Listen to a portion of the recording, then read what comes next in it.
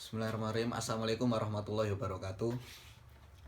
Perkenalkan, nama saya Muhammad Barir, angkatan 16 dari Teknik Industri Winsuka.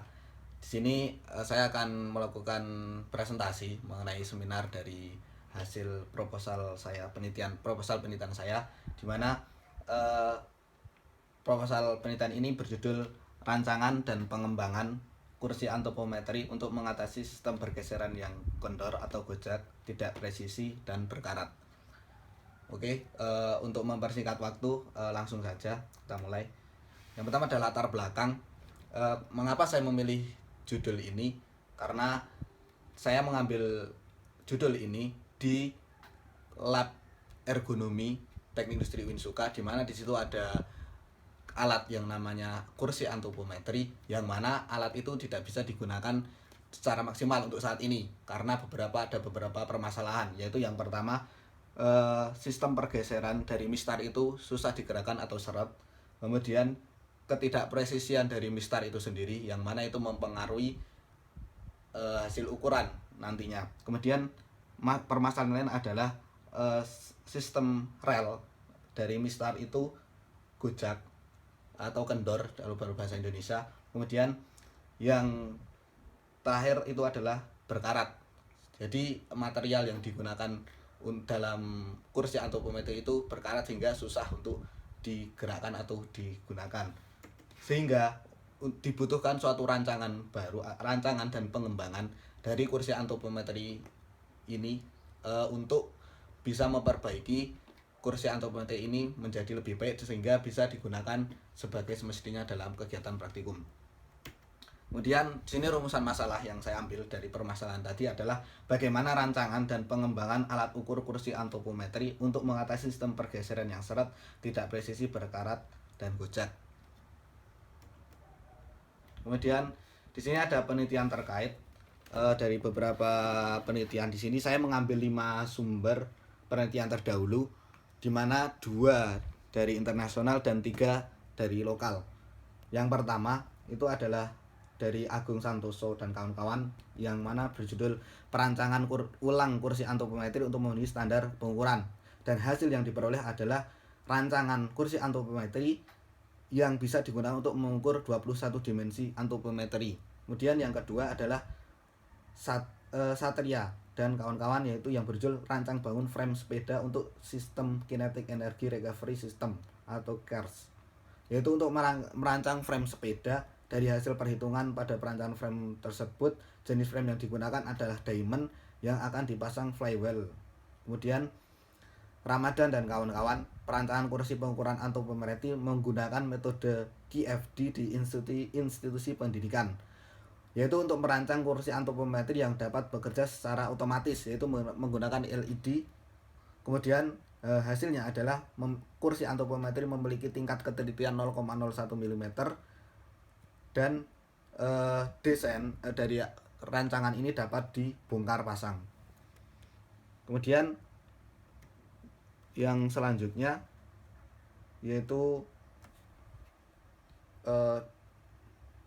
yang kelima, yaitu konsep desain of grip design, right force dan seterusnya, itu dari Arsaf et al. Yaitu hasilnya adalah untuk merancang lengan silang yang digunakan untuk mengangkat kabel listrik di menara transmisi. Hasil yang didapat adalah penemuan solusi prinsip dilakukan dengan metode metric trips.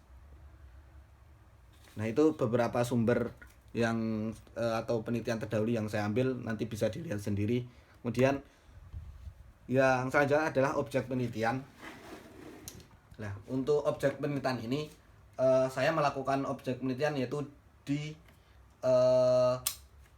laboratorium ergonomi Teknik Industri Sunan Kalijaga, di mana di situ langsung di alat ukur kursi antropometri, yang mana dalam penelitian ini saya beri nama tipe 0, kursi antropometri tipe 0. Karena apa?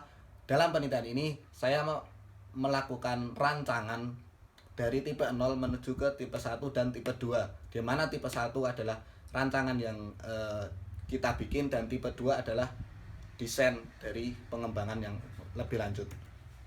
Dan data penelitian, yang pertama adalah data primer. di mana data primer itu berisi pertama adalah data spesifikasi dari kursi antropometri tersebut, mulai dari ukuran, material, kemudian kelemahan dan kekurangan dari kursi antropometri tersebut.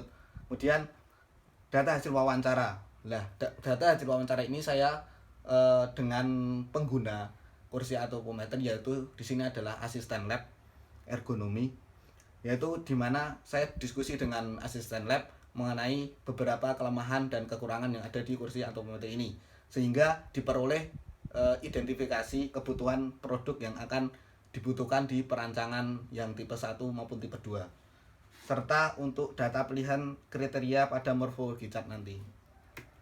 Kemudian yang kedua adalah data sekunder, yaitu data tambahan yang mendukung penelitian ini, di mana saya ambil dari berbagai sumber literasi, jurnal, buku, dan lain-lain sebagainya yang terkait. Kemudian metode pengumpulan data, yaitu yang pertama adalah studi lapangan, observasi, wawancara, dan FGD. Observasi, saya langsung observasi ke produknya, ke kursi antropometri mengenai bagaimana spesifikasinya, ukuran dari kursinya. Kemudian wawancara tadi dengan asisten, dan fokus group discussion itu dengan dua narasumber. Yang pertama tadi dengan asisten lab, dan yang kedua adalah selaku perancang atau pembuat dari kursi antropometri tipe 0 yang ini dulu, yaitu Bapak Taufik Aji. Dan yang kedua adalah studi literatur dari berbagai sumber. Dan metode pengolahan data, yaitu metode perancangan produk, metode PAL and batch. Jadi di sini metode perancangan yang saya gunakan adalah metode PAL and batch. Apa sih metode PAL and batch itu? Yaitu ada 4 pokok inti dari konsep metode ini, yaitu ada yang pertama adalah perancangan dan penjelasan tugas, yang kedua adalah perancangan konsep produk, yang ketiga adalah perancangan bentuk produk, dan yang terakhir adalah perancangan detail. Perancangan yang pertama adalah perencanaan dan penjelasan tugas, yaitu adalah bagaimana kita menganalisis suatu masalah dari kursi antropometri tipe 0, tipe atau yang lama tadi, dianalisis apa aja masalahnya, apa aja kekurangannya. Kemudian menuju ke konsep kedua, yaitu perancangan konsep produk. Nah, di mana perancangan konsep produk ini berangkat dari permasalahan yang ada pada kursi antropometri tipe 0, kemudian dan dari identifikasi kebutuhan produk tadi. Kemudian dengan morfologi cat juga kita kita membuat konsep suatu rancangan yang akan kita buat nanti. Dan yang ketiga adalah perancangan bentuk produk, yaitu perancangan bentuk produk itu bagaimana kita akan menampilkan rancangan total dari kursi antropometri tipe 1 dan tipe 2. Jadi di sini tipe 1 adalah kursi antropometri yang saya rancang dan kita ada produknya, dijadikan produknya. Sedangkan tipe 2, kursi antropometri tipe 2 adalah pengembangan dari tipe 0 dan tipe 1, yang mana tipe 2 hanya kita membuat desainnya aja, tidak produknya. Dan yang terakhir adalah perancangan detail. Nah, di sini perancangan detail ini adalah di mana pengembangan konsep yang ada di tipe 1 dikembangkan menjadi tipe 2 tadi, dengan detail-detail dari beberapa komponen-komponen yang ada di kursi antropometri tersebut. Kemudian adalah yang kedua adalah morfologi cat. Morfologi cat di sini apa sih morfologi cat itu? Yaitu adalah suatu subfungsi di mana penjabaran dari beberapa sub-sub solusi dari yang akan kita tampilkan untuk merancang suatu produk, di mana solusi-solusi tersebut itu biasanya berbentuk dari bentuk produknya seperti apa yang kita kombinasikan menjadi satu, sehingga akan membentuk suatu produk yang akan kita rancang. Nah, di sini ada beberapa elemen dalam morfologi cat itu atau subsolusi yang dapat dikombinasikan menjadi satu produk. Kemudian di sini ada diagram alur penelitian, bisa dilihat. Yang pertama itu langsung ke mulai, terus studi persiapan, kemudian dibagi dua menjadi observasi lapangan dan studi literatur, identifikasi masalah, pengumpulan dan pengolahan data, dan masuk ke metode PAL and batch-nya, yaitu pertama perancangan dan penjelasan tugas, kemudian perencanaan konsep produk, perencanaan bentuk produk, terus perencanaan detail, dan kesimpulan. Lah di perencanaan detail di situ nanti ada pengembangan konsep rancangan yang dari tipe 1 ke tipe 2. Seperti itu.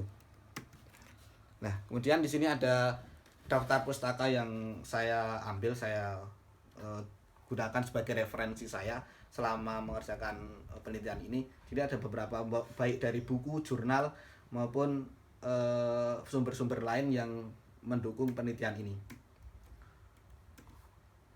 Ya, mungkin sekian dari saya. Bila ada salah dan kurang mohon maaf, dan untuk pertanyaan silahkan langsung saja di komentar. Nanti saya jawab di komentar. Saya silahkan kritik dan sarannya saya tunggu. Jangan lupa like, comment, and subscribe. Oke, terima kasih. Assalamualaikum warahmatullahi wabarakatuh.